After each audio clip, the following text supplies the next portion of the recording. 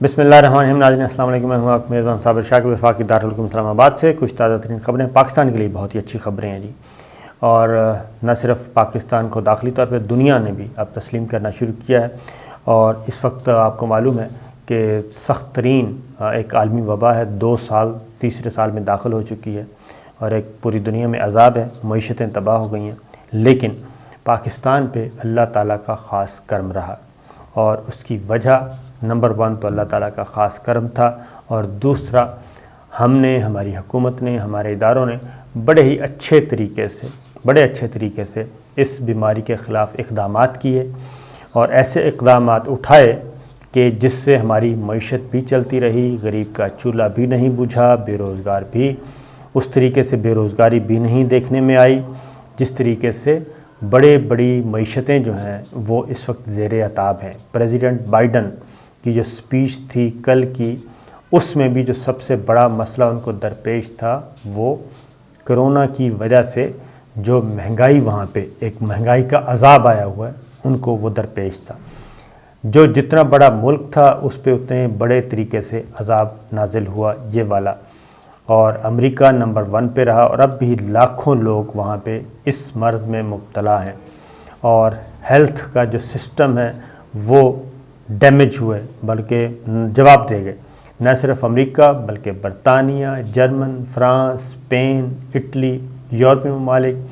اور پھر اس ریجن میں آ جائیں تو چائنا متاثر ہوا، انڈیا میں تباہی پھیل گئی، افغانستان، ایران، روس، گویا کہ کوئی بھی نہیں بچا. لیکن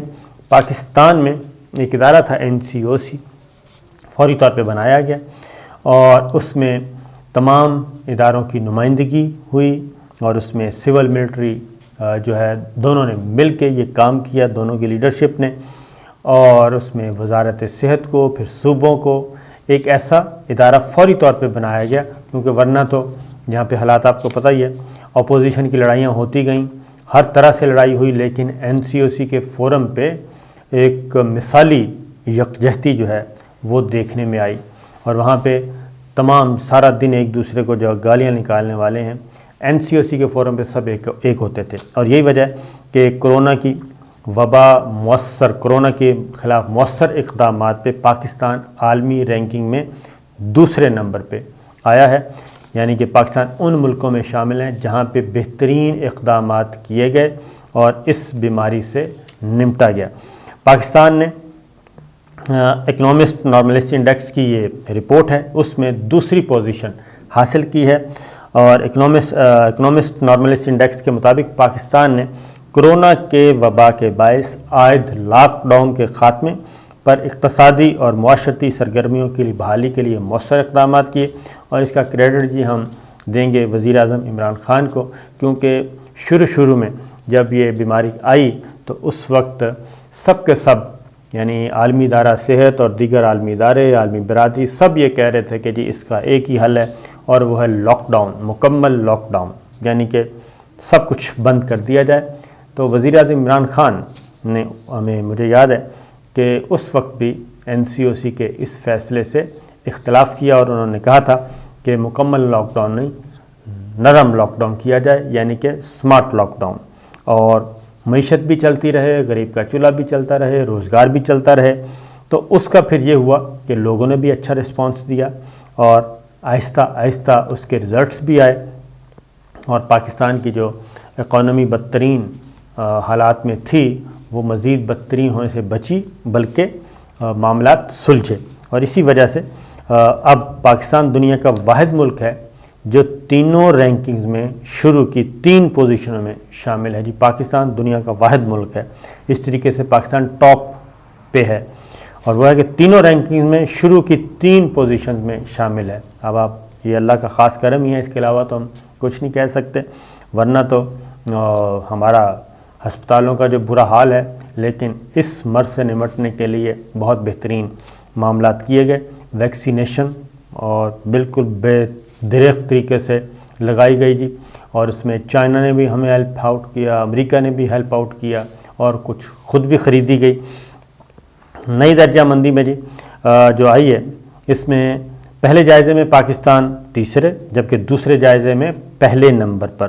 تھا. نئی درجہ بندی میں مصر پہلے نمبر پہ ہے، اور انڈیکس میں مختلف ممالک میں کووڈ-19 کے خلاف اقدامات، کووڈ میں کمی یا اضافے کی بنیادی درجہ بندی کی گئی ہے، اور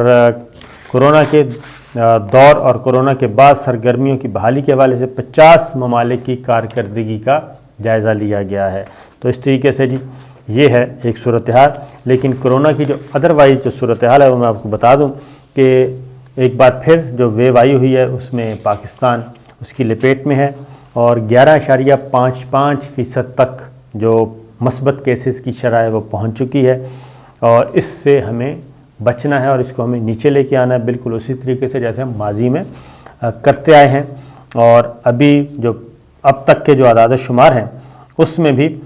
پاکستان جو ہے اس میں کافی بہتری ہے۔ تو صرف ان شارٹ یہی ہے کہ آپ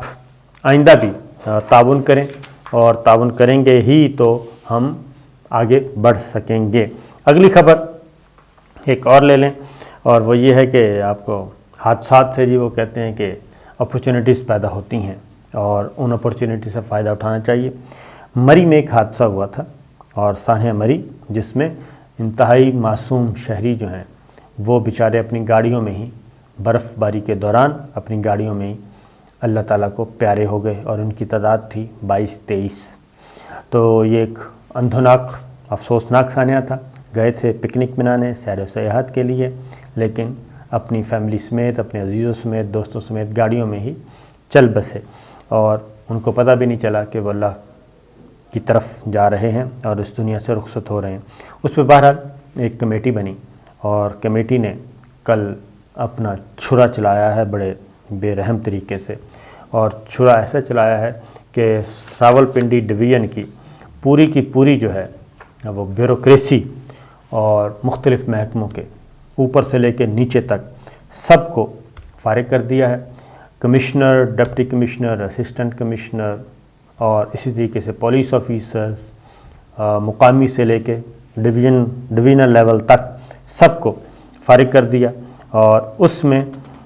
نہ صرف فارغ کیا بلکہ ان کے خلاف تعدیبی کارروائی، کچھ کو او ایس ٹی بنا دیا، کچھ کو معطل کر دیا، اور ان کے خلاف انضباطی کارروائی کرنے کی بھی سفارش کر دی، اور ان کے خلاف کارروائی ہو گئی۔ ان کو ان کے عہدوں سے فوری طور پہ راتوں رات ہٹا دیا گیا۔ وزیر اعلیٰ پنجاب عثمان بزدار نے یہ اناؤنسمنٹ کی، لیکن اس میں لگتا یہی ہے کہ یہ جو کمیٹی نے رپورٹ سبمٹ کی ہے وہ کافی انڈر پریشر تھی، اور اس نے بجائے اس کے کہ اچھے اور برے کی تمیز کی جاتی، اس میں انہوں نے سب کو ہی، کسی کو بھی اسپیئر نہیں کیا اور سب کو رگڑ دیا۔ اس میں ایک آفیسر جو ہمیں نون فیس ہے وہ ساجد کیانی ہے، وہ تو بیچارے وہاں پہ نظر آ رہے تھے، اور وزیر داخلہ بھی ادھر موجود تھے، اور وہ برف باری کے علاقہ بھی موجود تھے، وہ تو کام کر رہے تھے، ریسکیو کر رہے تھے لوگوں کو، لیکن ان کو بھی رگڑ دیا گیا۔ اس میں ایک تھوڑی سی بات بتا دوں کہ پولیس کے خاص طور پہ وہ کہتے ہیں کہ جی ہمیں تو 16 دسمبر کو تو ہم 16 دسمبر یا 18 دسمبر کو ان کی پوسٹنگ ہوئی، اس کے بعد 3-4 افسر پنڈی سے نکال کے اسلام آباد لائے گئے، اور پھر آہستہ آہستہ وہ ابھی نمبر پورے ہو رہے تھے کہ یہ افتاد آن پڑی، اور اس میں ان کا قصور نہیں ہے جس طریقے سے سزائیں دی گئی ہیں۔ میرا خیال ہے اس کو بھی ریویو کرنا چاہیے، سزائیں بالکل ملنی چاہیے، لیکن ان لوگوں کو ملنی چاہیے جن کا قصور ہے، بنیادی طور پر بیسک ذمہ داری جن کی تھی ان کو ملنی چاہیے، کیونکہ جب آپ ایز اے ہول ایک کام کر دیتے ہیں اور ایک ہی پورے کے پورے ریوڑ کو اگر آپ ذمہ دار ٹھہراتے ہیں تو پھر آگے جا کے جب اس کی فردر اس کا ٹرائل شروع ہوتا ہے تو اس میں پھر کسی کو بھی سزا نہیں ملتی، اور بالآخر وہ واپس سارے آ جاتے ہیں۔ تو بہرحال یہ ایک پنجاب گورنمنٹ نے، وزیر اعلیٰ پنجاب عثمان بزدار صاحب نے یہ کام کیا، اور چیف سیکرٹری اس کی نگرانی کر رہے تھے پنجاب کے۔ تو بیوروکریسی کے اپنے اندر کی بھی پالیٹکس ہوتی ہے، اور اس میں بھی یہ ساری چیزیں ہوتی ہیں۔ اب آتے ہیں اسی کشمکش میں ایک اور فائدہ ہوا ہے، اور وہ ہے مری کو ضلع کا درجہ دے دیا گیا ہے، منظوری دے دی گئی ہے، اور اب مری جو تحصیل تھی اس حادثے کے بعد اب مری جو ہے وہ ضلع بن گیا ہے۔ تو جب ڈسٹرکٹ بنتا ہے تو یقیناً وہاں پہ انتظامی ڈھانچہ جو ہے وہ ذرا تھوڑا سا تگڑا کیا جائے گا، ڈپٹی کمشنر آئیں گے، اور پھر جو پولیس آفیسر جس کو ڈی پی او کہتے ہیں وہ آئیں گے، وہ یہاں پہ نگرانی کریں گے۔ تو ہر چیز جو ہے وہ مری میں ہی ہوا کرے گی، اور مری والوں کو پنڈی سے ہدایات نہیں لینا پڑیں گی، اور پنڈی کے آفیسرز اس کے رسپانسیبل نہیں ہوں گے۔ اب وہ ڈسٹرکٹ مری ہوگا، پنڈی ڈویژن کے انڈر ہوگا، تو اس طریقے سے یہ مری والوں کے لیے خوشخبری بھی ہے، اور وہاں پہ انفراسٹرکچر جو ہے اس کو بھی بہتر کیا جائے گا تاکہ سیر و سیاحت کو فروغ دیا جا سکے۔ ایک اور خبر بھی لے لیں جی، ریکوری شروع ہو گئی ہے شریف فیملی سے، کیونکہ عام تاثر یہی ہے کہ ریکوری نہیں ہو رہی، اور سب کچھ نیب جو ہے، FIA ہے، قانون نافذ کرنے والے ادارے لگے ہوئے ہیں، اور شریف فیملی سے ریکوری نہیں ہوئی۔ تو شریف فیملی سے ایک ریکوری ہوئی ہے 2,40,00,000 کی، نیب نے ریکوری کی ہے، اور یہ کی ہے شہباز شریف صاحب کے داماد سے۔ اور آپ کو معلوم ہے وہ تو لندن میں ہیں اور عدالتوں کو مطلوب ہیں، تو 5 کمپنیوں میں ان کے شیئرز تھے، 2 پلازوں میں اثاثے سامنے آئے تھے، اور نیب لاہور نے ان کی یہ ملکیت ثابت کر دی تھی، اور جو پہلی ریکوری 2,40,00,000 روپے کی ہو گئی ہے، اور اس ریکوری کو روکنے کے لیے انہوں نے عدالت سے رجوع بھی کیا تھا، لیکن عدالت نے ان کی درخواست مسترد کر دی تھی، اور انہوں نے کہا تھا ریکوری جاری رکھیں، کیونکہ جب ایبسکانڈر ہو جاتے ہیں آپ، تو اس کے بعد آپ کے کافی حق جو ہیں، حقوق، وہ ختم ہو جاتے ہیں۔ اور پلی بارگین بھی اس کیس میں ملزمان جو ہیں وہ پلی بارگین بھی کر چکے ہیں۔ پنجاب پاور ڈیولپمنٹ کمپنی کے سابق چیف جو ہیں وہ پلی بارگین کر چکے ہیں، اور شریک ملزموں میں علی عمران اور ان کی ایک اور خاتون تھیں، اور اس طریقے سے سپلیمنٹری ریفرنس داخل کر دیا گیا تھا، اور 23,34,00,000 روپے کی قابل وصولی رقم ہے، اور ان 23 کروڑ میں سے جو 2 کروڑ اور کچھ روپے جو ہیں، 2,40,00,000 جو ہیں وہ آ گئی ہے پہلی ریکوری۔ اس کے وجہ یہ ہے کہ مختلف پراپرٹیز ہیں لاہور میں، اس میں ان کا حصہ داری ہے، شراکت داری ہے، اس میں جائیدادوں میں جی علی ٹاور لاہور ہے، پھر علی ٹریڈ سینٹر لاہور میں کچھ یونٹس ہیں، اور دکانیں، دفاتر، اپارٹمنٹس ہیں، SCCP میں رجسٹرڈ 5 کمپنیوں میں مختلف شیئرز ہیں، تو یہ ساری کی ساری چیزیں ریکارڈ پہ آ چکی ہیں۔ جاتے جاتے ایک اور خبر بھی ہے، اور وہ ہے کہ وزیر اعظم عمران خان صاحب اور ان کے درمیان مقدمے بازی چل رہی ہے خواجہ آصف صاحب کے خلاف۔ وزیر اعظم عمران خان نے حد تک عزت کا کیس کیا ہوا ہے، اور اس میں پچھلے دنوں وزیر اعظم عمران خان جو ہیں وہ ویڈیو لنک کے ذریعے ڈسٹرکٹ کورٹ میں پیش بھی ہوئے تھے، ٹرائل کورٹ میں، اور کیونکہ وہ مدعی ہیں اور انہوں نے اپنا سٹیٹمنٹ ریکارڈ کروایا تھا، اور جج صاحب نے ویڈیو لنک کے ذریعے ان کا سٹیٹمنٹ ریکارڈ کیا، تصدیق کی، اور اس کے بعد اگلا مرحلہ جو ہوتا ہے وہ ملزم ہو یا مدعی ہو، ان کو آنا پڑتا ہے وٹنس باکس میں، کٹہرے میں آنا پڑتا ہے، اور ان پہ جرح کی جاتی ہے۔ تو وزیر اعظم عمران خان نے جو سٹیٹمنٹ ریکارڈ کروایا تھا اس پہ خواجہ آصف صاحب، جو کہ اس میں ملزم کے طور پہ ان کو کیا گیا ہے، عمران خان صاحب نے ان کے خلاف دعویٰ دائر کیا ہوا ہے، تو خواجہ آصف صاحب کے وکیل نے یہ کہا تھا کہ اب عمران خان صاحب نے جو سٹیٹمنٹ دی ہے اس پہ وہ جرح کرنا چاہتے ہیں۔ یہ ایک آئینی قانونی تقاضا ہے جو کہ ہونا ہی تھا، لیکن اس کو رکوانے کے لیے اسلام آباد ہائی کورٹ رجوع کیا گیا۔ اسلام آباد ہائی کورٹ نے خواجہ آصف کی درخواست منظور کی، اور انہیں یہ حق دیا کہ عمران خان وزیر اعظم پاکستان، جو کہ اس مقدمے میں مدعی ہیں، وہ وٹنس باکس میں آئیں اور ان کے بیانات پہ جرح کی جائے۔ تو جرح کی اجازت مل گئی ہے۔ عمران خان کے وکیل سے مکالمہ کیا عدالت نے